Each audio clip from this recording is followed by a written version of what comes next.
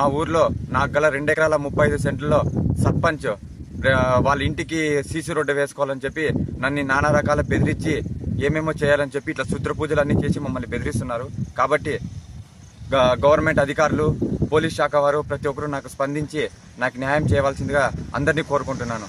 అలాగే కుటుంబ ప్రభుత్వంలో ఉన్న బీసీ సంక్షేమ శాఖ మంత్రివర్యులు శ్రీ సవితమ్మ గారిని కూడా నాకు సహాయం చేయాల్సిందిగా కోరుకుంటున్నాను. నాకు ఖచ్చితంగా న్యాయం చేయాలని